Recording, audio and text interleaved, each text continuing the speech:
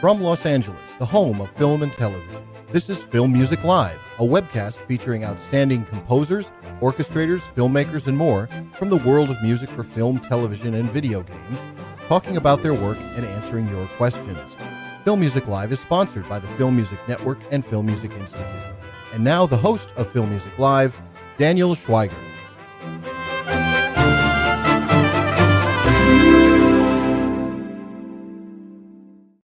Hey everyone, I'm Daniel Schweiger, and welcome to Film Music Live, the show where you get to ask the questions to today's top composers. I'm happy to have you here.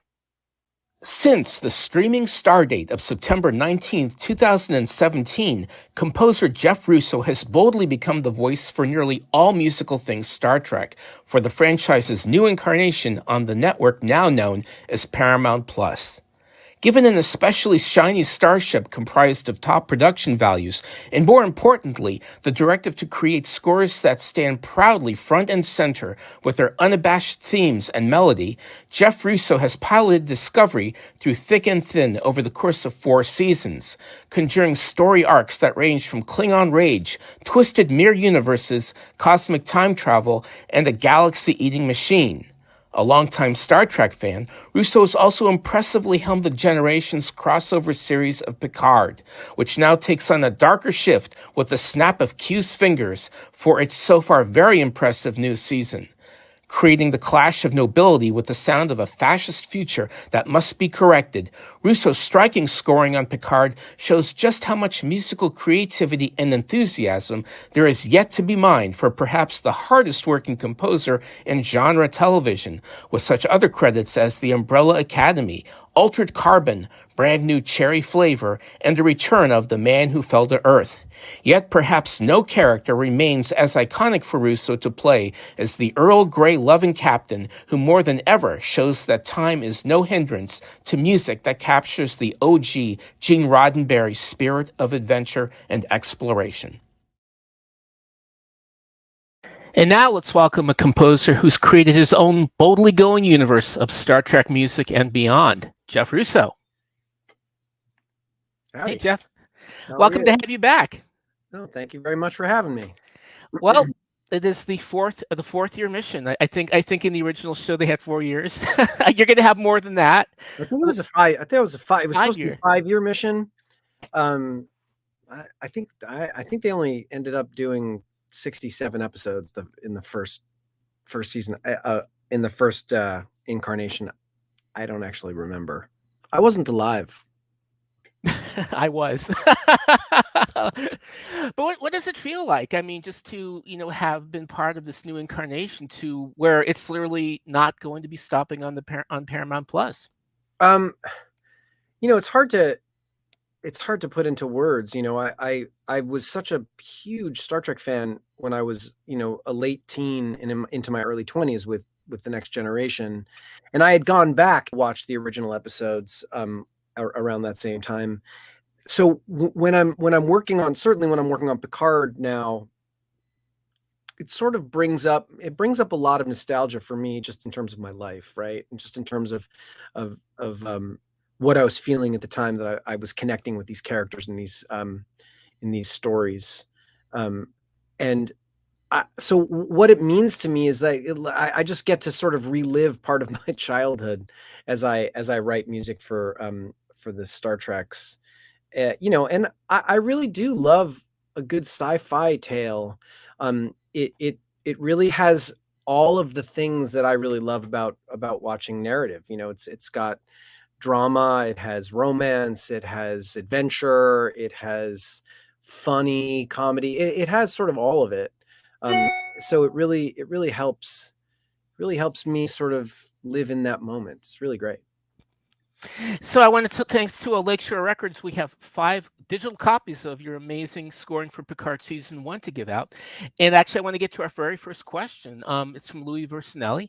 And he'd love to know, over the course of 4 seasons of Discovery, you have used some unique sounds in your scores. Can you break down the process behind how you came up with them? And was there anything new you developed for Season 4?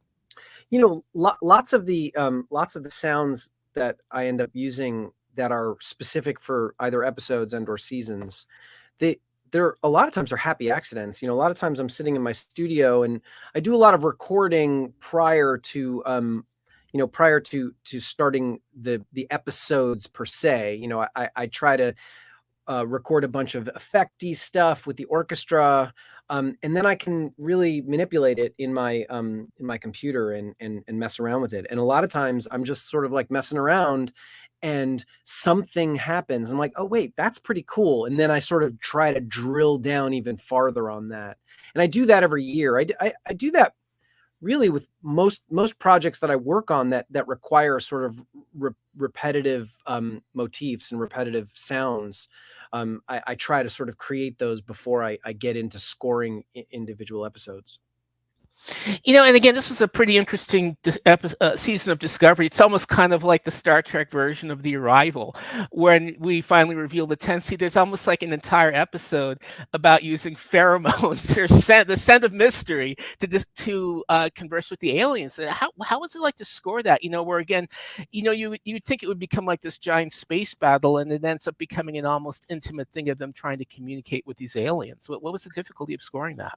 I mean, difficulty, you know, I don't know that I would put a great level of difficulty any more than any other scene on that. You know, one of the things I always notice about the writers on our show is that it's all sort of very relevant to the world in which we live in now. You know, even though we're telling these tales of things happening thousands and thousands of years in the future, it really feels connected to what I'm feeling now about things that are going on. You know, if only we could communicate with each other in the same way that they're trying to communicate, you know, and I look at it like that. And which is why I sort of always take that approach of how am I going to score this from an emotional perspective? Like, how are these characters actually feeling in this moment, and not what is it that they're doing?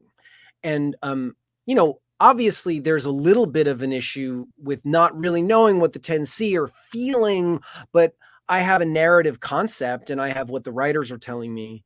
You know, a lot of it is also me working in the dark, because most of what you end up seeing in the show, I never see. I never see finished VFX before I'm done scoring, because those are you know, weeks and weeks and weeks ahead of me, or I'm weeks ahead of it. They're after they get done after me. So I have to sort of guess, and I've been pretty good about it up to now, I think. Were you thrown at all by the 10C? Well, you know, I saw it coming. I knew the storyline, and I knew what it was, but I was pleasantly surprised at some of those scenes because I had never seen them when I was scoring them. You know, when Book finally talks to the 10C, I saw very, very, very rough VFX drawings of what that was going to look like. When I went to watch the final version of that, I was pleasantly surprised about how it looked. So those things are always a little bit surprising to me. And I think one of the really pleasant surprises was watching Stacey Abrams get off that spaceship. Okay, so let me tell you this: like, that was a surprise to me. I did not know that had happened. So when we were spotting the episode, when I first saw the episode, I was like, "Wait a second." And then everybody was like, "Yeah, you didn't know," and I was like, "No, nobody tells me these things." Did that put any extra impetus on how to score that? To score that one? No, I can't really look at it like that. I mean, it's a heavy moment. Like, it's the president of Earth, and you know, one of the things that has been very important to all of them was to get Earth to join Starfleet again, and or the Federation, I should say, and so it was a heavy moment, and it was a big moment, and I needed to score it in that way. But it wasn't, I didn't sort of make it any bigger because it was Stacey Abrams. I was just like, wow, it's Stacey Abrams. I want to be on the show, you know. Well, someone put Jeff Russo on. He'd be like vice president. Well, it's funny because, you know, I have a dear friend, a guitar player named Tom Morello, who is in a, you know, pretty successful rock band, is a very big Star Trek fan, and at one point he was in, I think, in maybe Deep Space Nine, or maybe it was Voyager, one or the other. He did a walk-on role because he called somebody and was like, I want to be on the show, and they let him. So, Well, you like, heard I it here. want to be on the show. I actually work on the show. So going back to rock and roll, I guess, here's a question from Mike, Georgia. How did Tonic take off into cheap success, and how did you transition into composing for film and TV? Well, two very different questions. So, Tonic, that my band was how I started in music, and what when I was a kid, my goal in life was to be, in a rock band and write songs and go on tour and have fun. And so we got together and wrote some songs and got a record deal and made a record and went on tour and worked and worked and worked and worked. And, we got on the radio, and that the radio combined with our touring, I think led to some pretty great success at what we were doing. And we continue to do is the band still plays, and I try to show up when I can, because really the band is that's my baby. That's the thing that I began. It's where I began my entire life as a musical professional. How I transitioned into this part of my career is a very different story. I sat in my good friend Wendy Melvoin's studio for a while. Wendy of the duo Wendy and Lisa, and they've been working in film and television at the time. And my band was taking a break. We were taking a hiatus. Singer wanted to go do a solo record, as singers want to do, mainly most of the time. And I didn't know that I wanted to make records for myself on my own. I didn't really know what I wanted to do. So Wendy asked me to join her in her studio and sort of check out what they were doing. They were working on a show called Heroes at the time, and they were also working on a show called Crossing Jordan. And I went to their studio, sat in watching them do their thing, and got very interested in writing music for narrative. So I sat in their studio for like a month watching them, and helping at the same time, making coffee, like helping setting up sessions and, doing that kind of stuff. And at some point, Lisa was going to have a baby, and they were like, would you like to try writing a cue? I said, sure. So they gave me a bunch of their samples and they sent me on my way. And I wrote a cue for Crossing Jordan, and they were very impressed by it. And they asked me to write some additional music for them. And I did that for most of season 7 of Crossing Jordan. And that was the first taste I had of writing music for narrative, and then I stopped working for them and went out on my own, tried to get my own gigs. And it wasn't for a few more years after that I got my first of my own gigs on a little television show called The Unusuals. And I was hired by for him was his first time show running and creating a show, Noah Hawley. And he hired me to do that. We became fast friends. And then he made a couple more shows until one day he made Fargo, and I did Fargo with him. And that sort of started a more of an upward sort of snowball. You're definitely like, you keep going up. And it's interesting, a lot of the Star Trek series, they take a little while to kind of hit their stride, but the new season of Picard, just right from the start, just totally jams you into it. And it's just such a terrifically exciting start to the season. And it certainly is not the first time you've played the mirror universe, but what makes this one different? In Picard, well, so first, it's not really a mirror universe, because a mirror universe suggests that it's actually existing at the same time in a different place, whereas here there has been I don't know how much I'm supposed to say. Well, you can go into the first 4 episodes.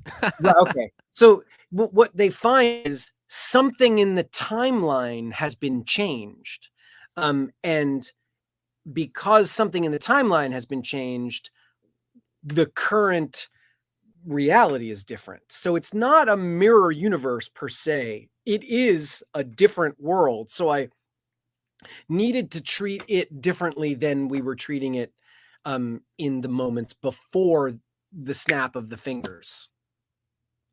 Yeah, and I just love how you kind of captured the sound of fascism. Well, we're living in a time where it seems to be right in front of us, and I'm not going to get all political on anybody, but it's actually pretty easy to feel like you're experiencing. So I felt it coming from deep down inside. Yeah, and the music really seems to be doing. I mean, the music has always been a big part, but in Picard, it really seems to kind of be much more upfront in a way, and just how powerful and dynamic and threatening it is in this season.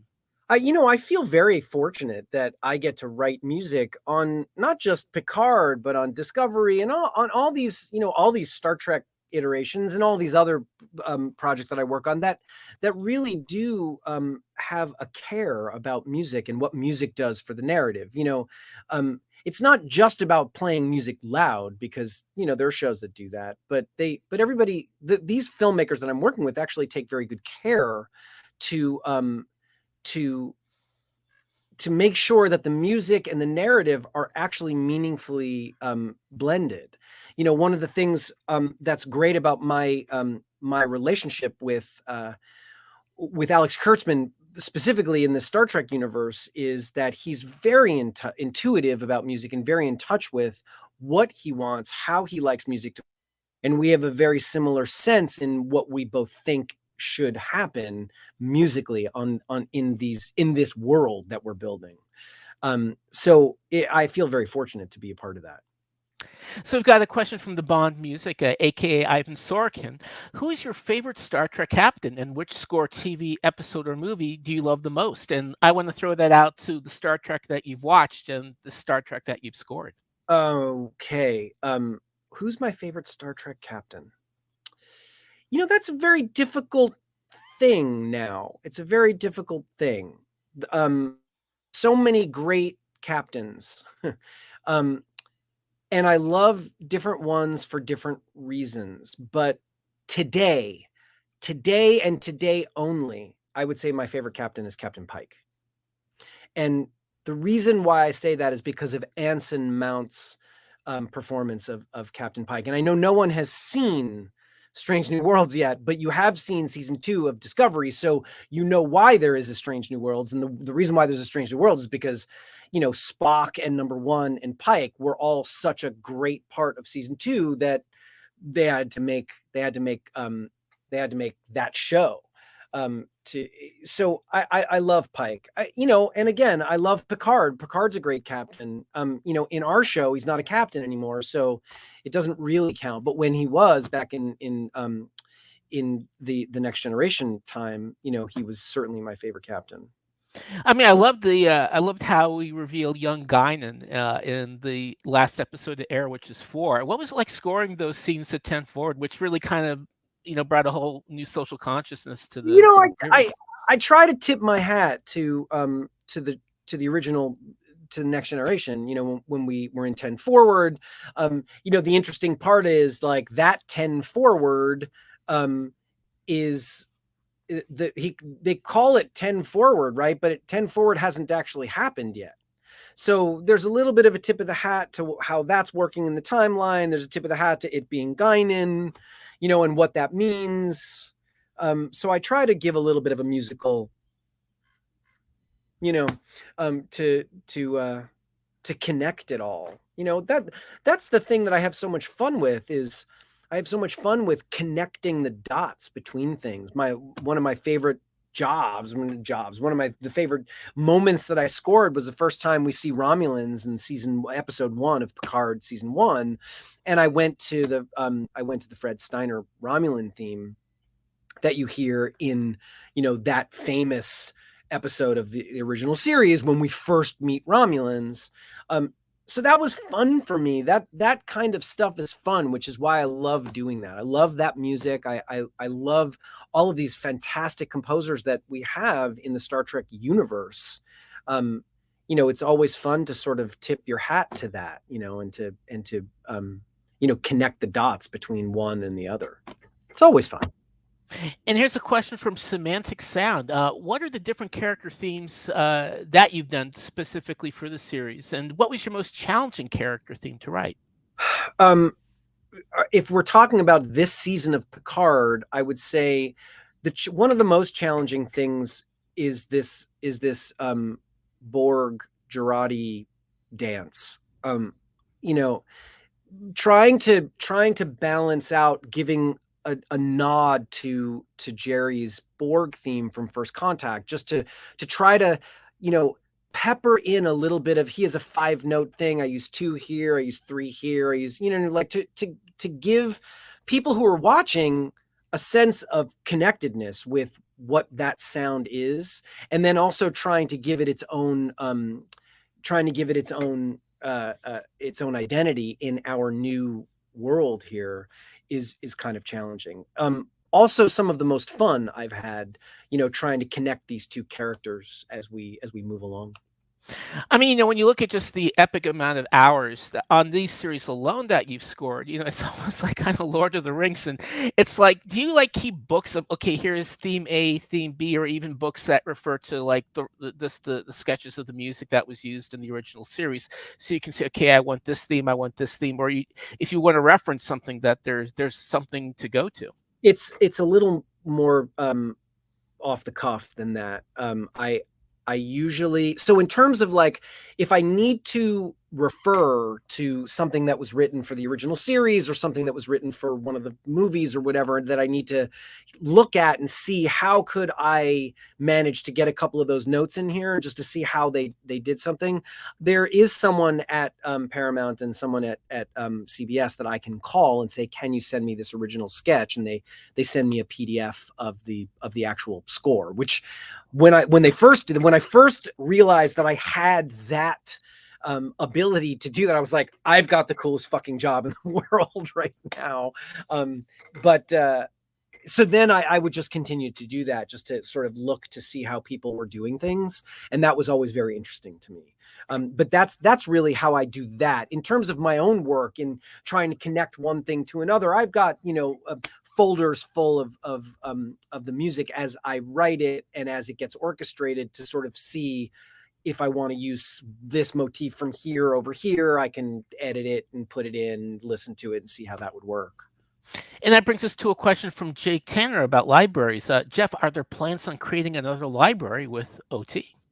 So the people at Orchestral Tools are really, really great. Like, I really, really enjoyed doing that that library with them. I haven't really had time or even thought about doing anything more on that level. I thought that was, the original idea was they were going to make it for me so I could use it, and I did, and then they would make it into a thing and put it out. And I said, well, that's a great idea. Like, it would be the thing that I get to use, and then once I've used it, they would put it out.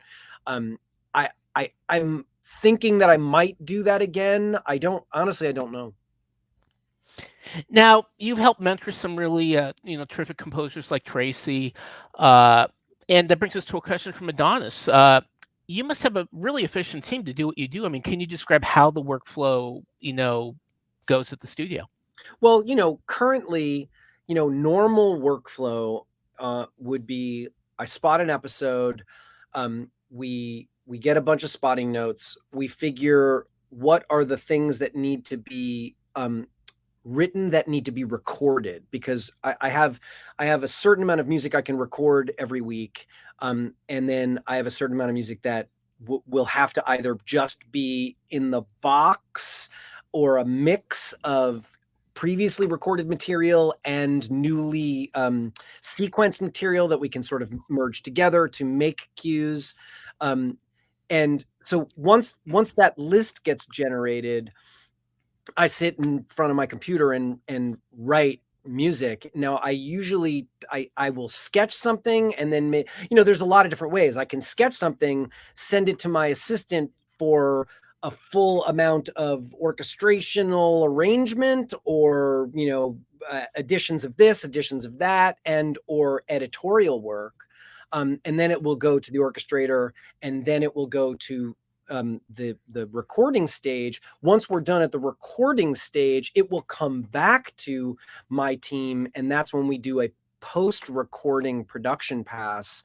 Or my assistant and or editor will add, subtract, and redo a bunch of stuff that hasn't been done yet. A lot of times we're on such a tight schedule that I have to do so much work on an episode that a lot of it has to be very quick sketches, and then programming has to be done outside of my rig and then sent for review and then come back for orchestration after we get notes. Sometimes notes are too late to make recordings, so those notes are being addressed after we record. It's actually quite intense how the entire team works. But in Star Trek, I have a music editor, a score editor, a score recording engineer. I have a additional writer. I have a assistant and another assistant and an orchestrator and an assistant orchestrator to make it all work, because we're doing 50 to 55 minutes of music sometimes per episode, which is an unbelievable amount of music, considering sometimes we're doing 2 of those shows at the same time, at the end of Discovery and the beginning of Picard. Like, for the last 7 episodes of Discovery and the first 8 episodes of Picard, they were at the same time. So we were recording 2 episodes of 2 different shows per week while writing it and recording it, and it was none of us slept. Now, Dan would like to know. I'd like to say, I know that question came from Adonis, right? And yes, I hope that answered the question. If it didn't, let me know.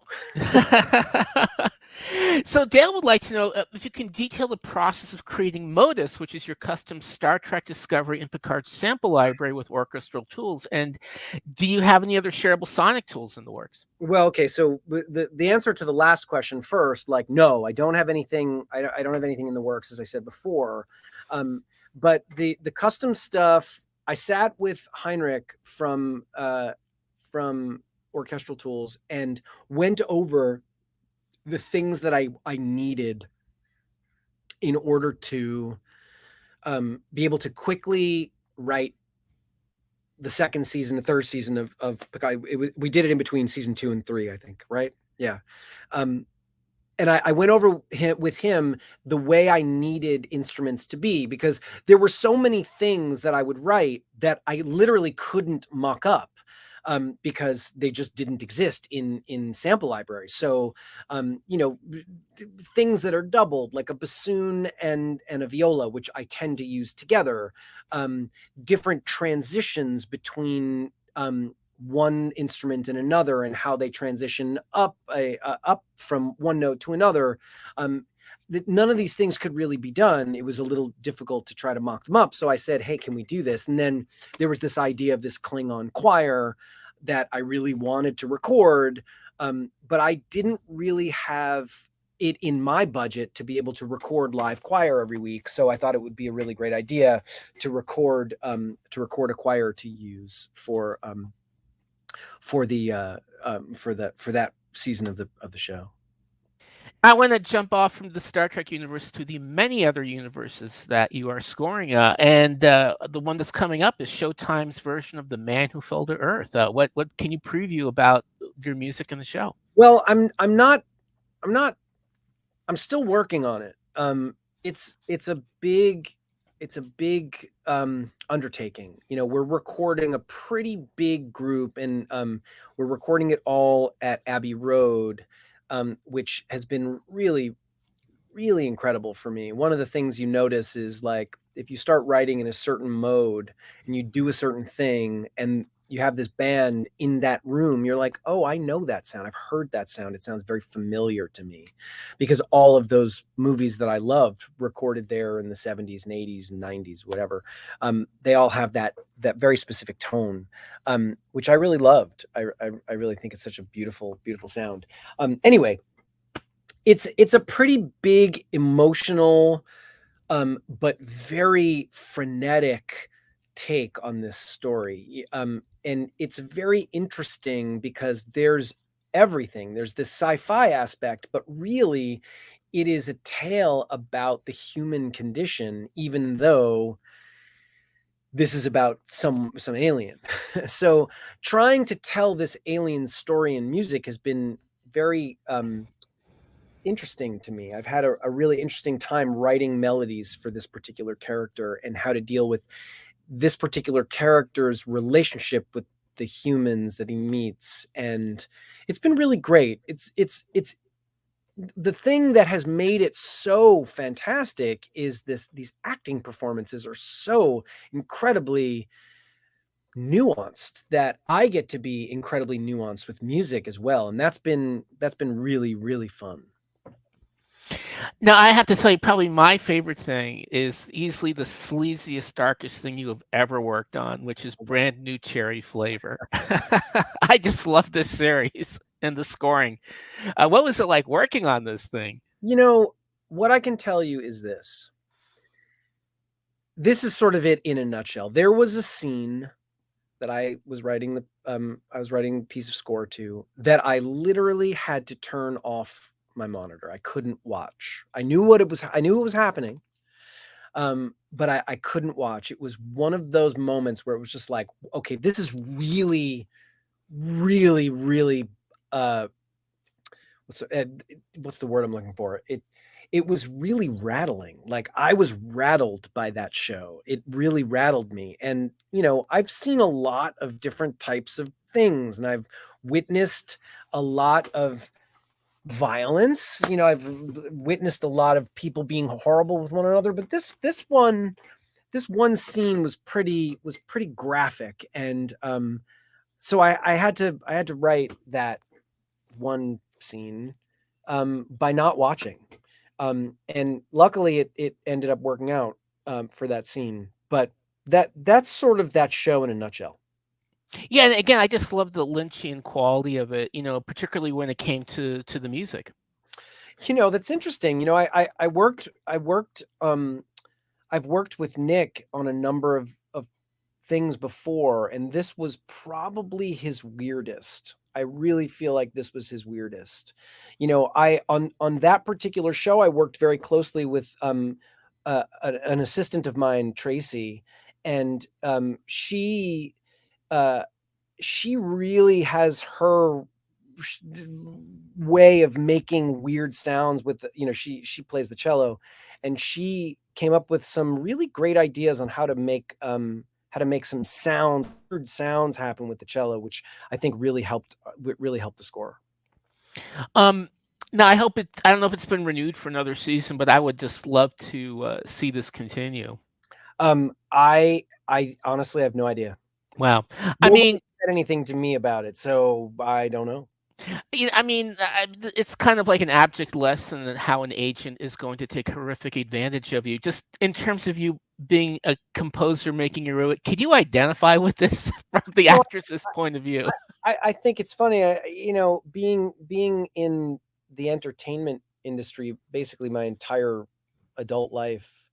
I would say the answer to that question is yes. And you see that all the time. You see people get taken advantage of. You feel taken advantage of. Certainly early on in a career, it can be very disconcerting. So yes, that was something that I definitely related to. Now, I think the other show that people are really waiting for, especially me, is the third season of The Umbrella Academy, where we have a whole new twisted group of students. Give us a preview of what we can. I'm not sure exactly what it is I can talk about. I think that they've talked about the Sparrow Academy, which is there's a whole nother group of kids. I say kids, but they're definitely young adults.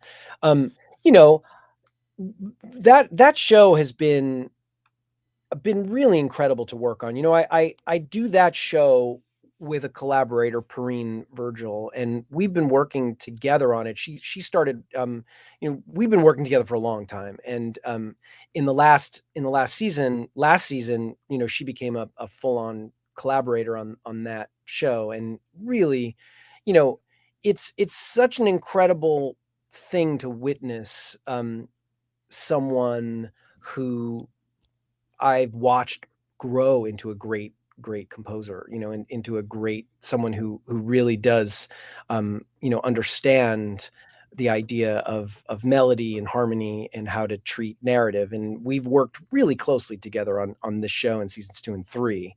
And it's been like, this season is literally, it's as batshit crazy as it's ever been. And we were just talking about and watching episode 10, which is the final episode. And Steve Blackman has a way of always writing these final episodes of this particular show in a very, very, very big way. So it's a lot of fun. It's just a fun show to work on, fun show to write. I was really surprised in the second season what an a-hole their doctor became. Just this real awful, unlikable person from how he was depicted in the first season. I mean, how did that play into the scoring of the second season? Characters are characters, and our job is to follow along how the story gets told. And as characters deconstruct or devolve, it's our job to make sure that there's, number one, grounding, number two, connectivity with what a character has been, what a character is, and what a character will be.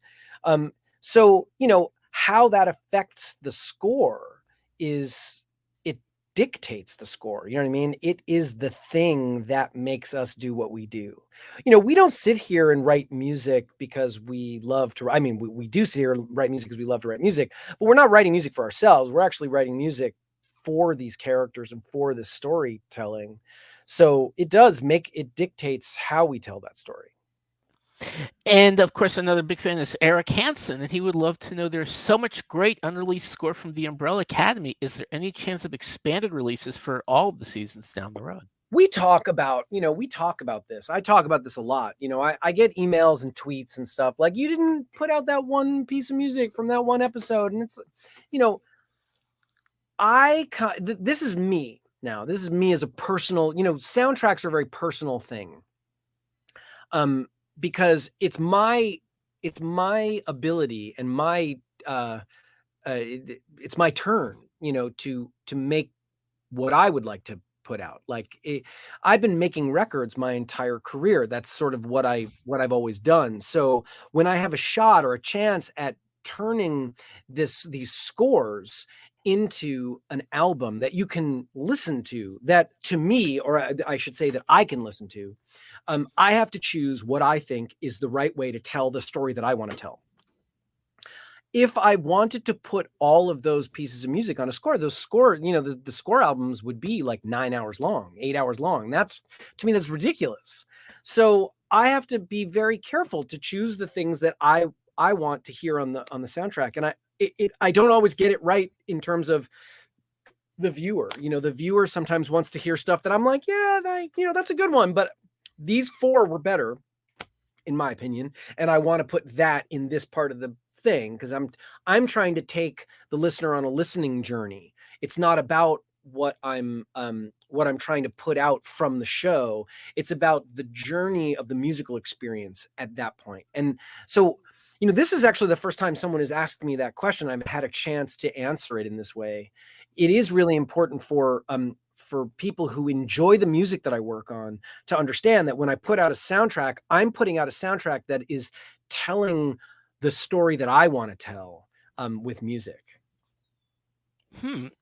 Now, and thankfully, Fargo has been announced for yet another season. I thought there was a lot of cool stuff in the last one, especially with the kind of the circular path that Chris Rock's character took. Tell me about scoring the last season of Fargo, and what might we expect from the new one? Well, the last season of Fargo was some of my favorite music that I've done for Fargo, in my opinion. It's just I had such a fantastic time doing it. There's a little bit of everything. I particularly liked the idea of adding a little bit of this sort of jazz thing into the score. And it's not a jazzy score, but I put in, a little bit of brass in a way that I hadn't in seasons past. And that was because of the time period and because of how the story was being told and what I had spoken about with Noah. So scoring that one was particularly close to my heart. I really, really did enjoy it. This next season, I think is going to have really, really fun connections with a lot of other things that have happened in our show. So that'll be a lot of fun. I've already read the first 2 scripts. I'm going to start writing the themes pretty soon. I always start writing that show right after I start reading the scripts, because I start to really feel the ideas start to flow once I read those first couple of scripts. And Noah really likes hearing the music very early, so he has it in his head as he's writing more scripts, or he's going out and scouting locations or figuring out what things are going to look and feel like. He likes to have music to sort of do that too. I've done that pretty much every season. So I just want to, we're going to play, I guess, title association, because you have so much cool stuff. So I'm just going to throw them at you. Lucifer. What about Lucifer? I guess it's wrapped up, or tell me about. See, yeah, we're done. It's over. He's in heaven now, or God, or I don't know. Lucifer is redeemed. I don't really remember exactly where he ended up. He ended up happy. And I think that was a really great way to end the series. That was a very interesting show to make, because, that show was a little more on the feeling of the music, the songs that we did, we did as cover songs, because we did a bunch of songs with Tom that he would sing, and those productions were always the most fun for me to do, because I really got to put back to bear my pop producer hat. I got to work with Debbie Gibson, which was like unbelievable. It was so much fun. Got to do a lot of really fun stuff on that show over the 6 seasons that me and Ben worked on it. So it was good fun. That was like some of the fun television that I've gotten to work on. Oslo. That movie was really special to me, and writing the music for that, especially collaborating with Zoe Keating, who I adore beyond all music. I just adore her. I adore her as an artist. I've always loved her albums. I love the way she plays cello.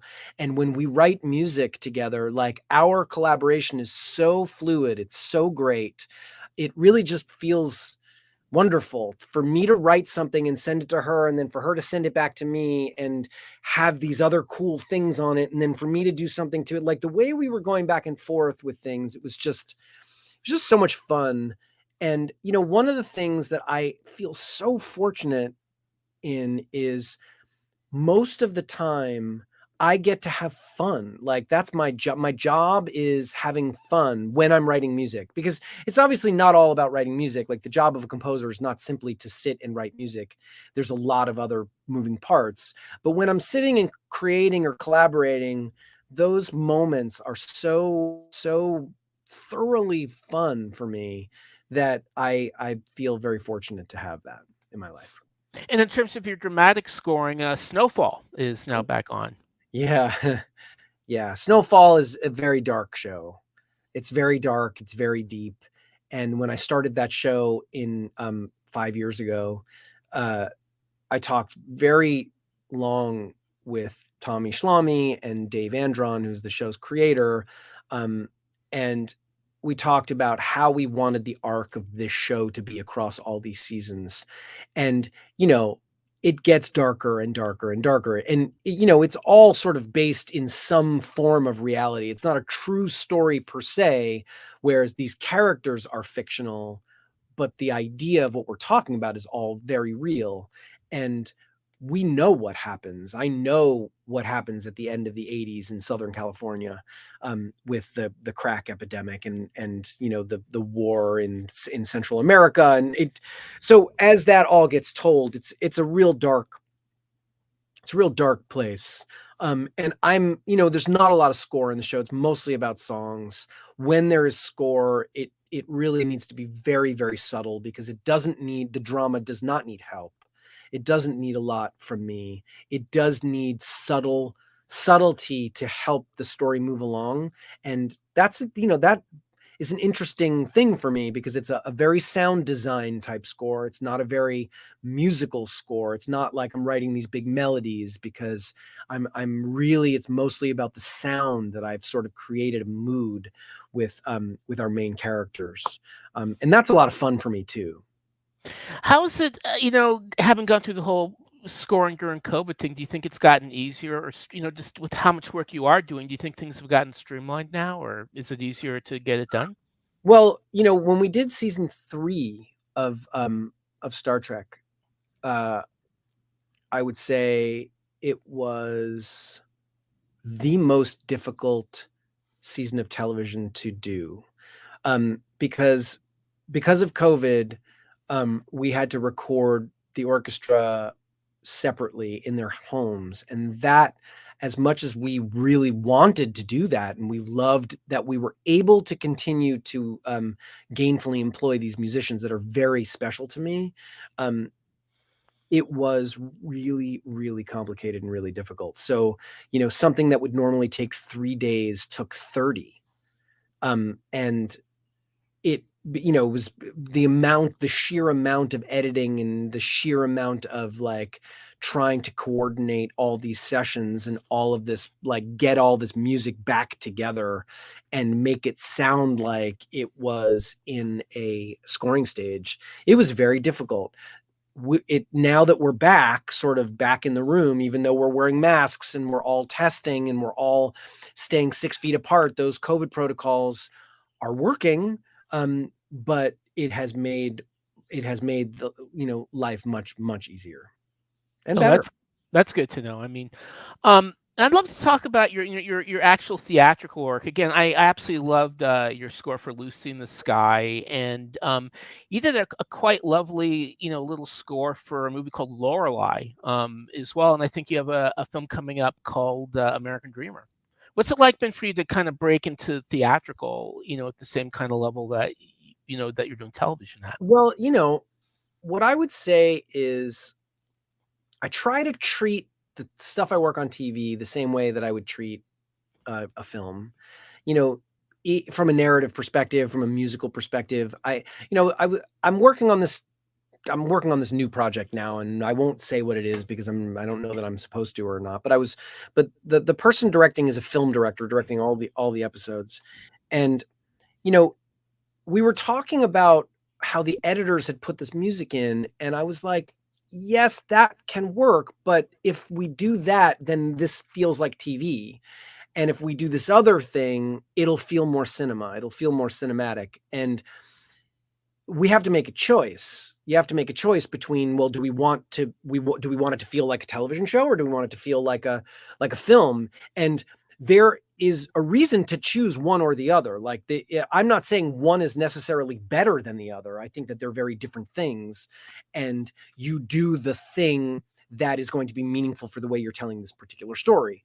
So in saying that and talking about that with you, there's not much difference in how I like to treat a narrative. I like to treat the narrative of a film in the same way that I like to treat a narrative of a television show, especially something like Star Trek, which we've been treating like these long sort of story arcs, which I get to connect all these dots, as opposed to individual episodes being individual movies, right? Which is a very different way of approaching a storytelling device.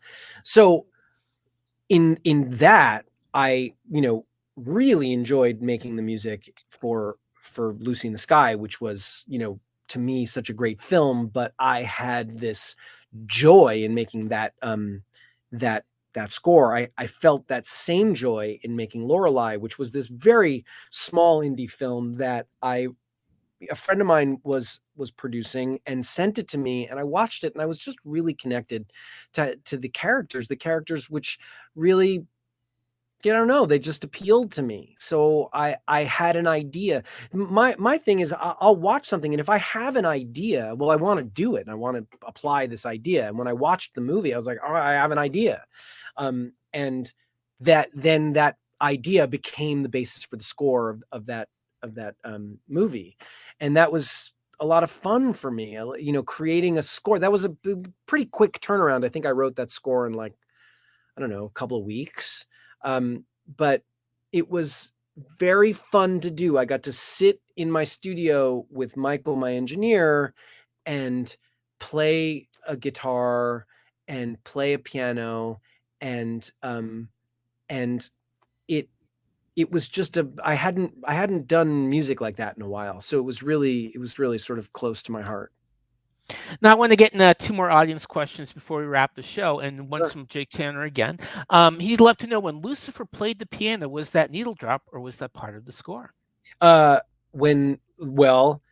was not needle drop. It was playing. Well, it's interesting that you asked that question. So they would tell us, this scene is coming up. He's going to be playing the piano. We need you to record the piano for him to play too. So it wasn't needle drop per se. It was us doing it as score for him to play to, if that makes sense. So the technically needle drop, I don't know what you'd call that, but it was our creating it so he could play it. Eric Hansen, his brother, came out all the way from Australia just to meet you in the band at the Tonic Lemon Parade 20th anniversary show. How much has your work in rock music influenced your work in movies and TV? I did a lot of work. I did a lot of work at the beginning of my career trying to distance myself from rock music in scoring work, because the last thing I had wanted at the time was to be known as that guitar player from that 90s rock band who does these 90s sounding rock scores. That's not what I wanted to do. You know, in the end, I was very fortunate that Noah wanted me to do Fargo season 1 as an orchestral score, because I had never written an orchestral score, so no one would have ever thought to have me write an orchestral score. So I did that, and then that was sort of the moment that I began to shed that idea of being a rock person. Now, when I'm writing a score for Alex Kurtzman on The Man Who Fell to Earth or anything else, like somebody might say, "Hey, can you add some guitar? I know you play guitar. Don't you play guitar?"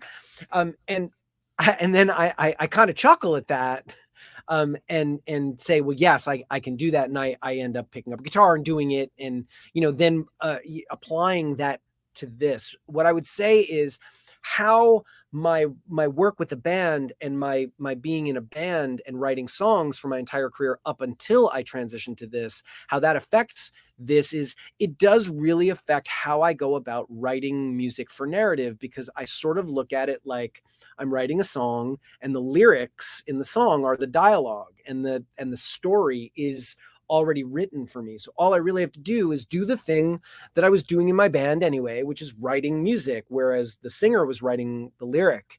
I could apply that same sort of ethic to this. It's not quite the same, but the idea works in the same way. So it helps me sort of have ideas. Now, jumping back to Picard, I mean, Leah Thompson, just who doesn't love her from Back to the Future, but totally knocked it out of the park, is the director in episodes 3 and 4. As television tends to be a producer's medium, did you have any collaboration with her on the episodes that she did? Okay, it's so funny that you say this, because just yesterday, I happened to be, I would say, Instagram friendly with a woman named Zoe Deutsch, who happens to be Leah Thompson's daughter, right? She reached out to me and to ask me a question about something that she thought I would know one time.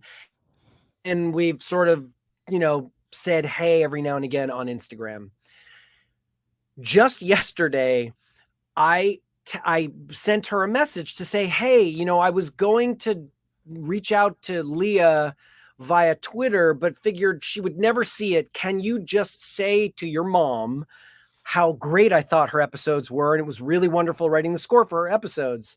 And she did. And then Leah texted me back, whatever. But suffice to say that no, I have zero connection to the directors in the television medium. It's really mostly a producer's medium.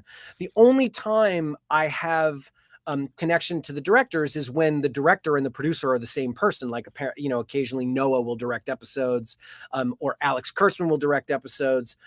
Occasionally, Jonathan Frakes will reach out to me, and I always welcome Jonathan Frakes calling me up, which the first time he did that, I literally freaked out, like, oh my God, it's number one. But so occasionally directors will reach out if they need help while they're making their director's cut, but that usually doesn't stick.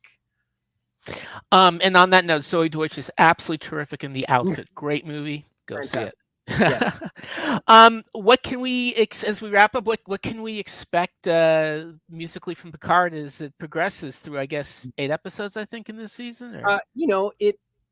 We tell a very, very, very interesting story this season, and we really do solidify the relationship that you see and have seen with Picard and Q. And Q is someone who has been a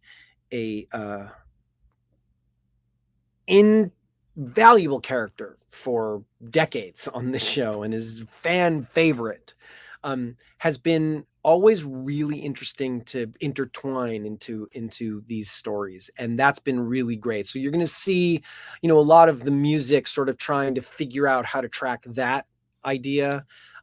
Obviously there's this Borg story. There's a lot to unpack with this season, and a lot of things happen. My job, it felt, was to keep the story cohesive, and to keep everybody sort of connected and grounded in a way that could help tell the story and also heighten the excitement. Well, you've done a terrific job, and it's a terrific season. And Jeff, I just want to thank you so much for joining us at Film Music Live. I want everyone to watch Picard and Star Trek Discovery on Paramount Plus with their soundtracks on Lakeshore Records. And thanks to Lakeshore Records for our Picard giveaways today. And stay tuned to hear Jeff's scores for Showtime's The Man Who Fell to Earth and Netflix's The Umbrella Academy. Thanks to Mark Northam, our producer Dale Turner, Jana Davidoff, Alex Beck, and Lakeshore Records.